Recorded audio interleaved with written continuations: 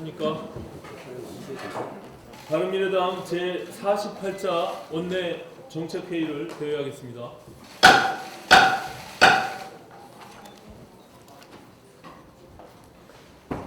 어제 국방부 합동조사단이 북한 어선 삼척항 정박사건 자체 조사 결과를 발표했습니다. 합동조사단의 발표 내용은 한마디로 말장난과 책임 회피로 가득한 국민 우롱이었습니다. 합동조사단에 따르면 군 수뇌부는 내부 협의 아래 경계작전이 정상적으로 시행됐다는 거짓 브리핑을 하기로 결정했고, 청와대 국가안보실은 국방부의 거짓말을 알고도 이를 묵과했다고 합니다. 그동안 바른미래당을 비롯한 야권이 주장했던 정부 당국의 은폐 조작 사실이 만천하에 드러난 것입니다. 그러나 국방부가 내린 결론은 황당하기 짝이 없습니다.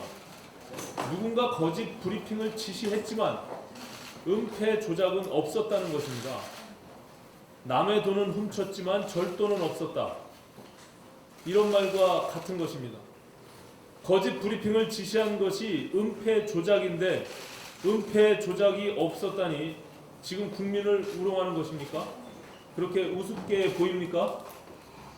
청와대도 마찬가지입니다. 국방부에 거짓말을 묵과했다는 조사 결과가 나왔는데도 은폐 조작에는 가담한 적이 없다고 발뺌을 합니다.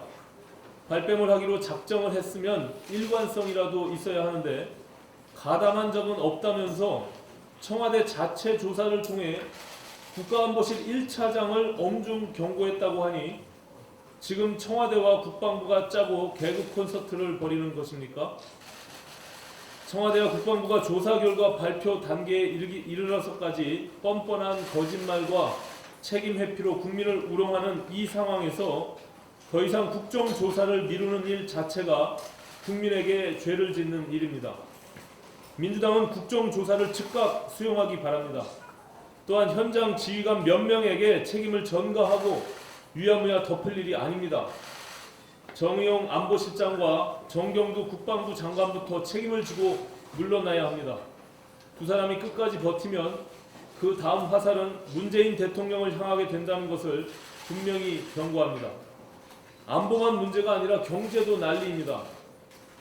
경제가 성공으로 가고 있다는 현실과 동떨어진 소리로 국민을 어리둥절하게 했던 문재인 정부가 결국 어제 올해 경제 성장률 전망치를 또다시 낮췄습니다.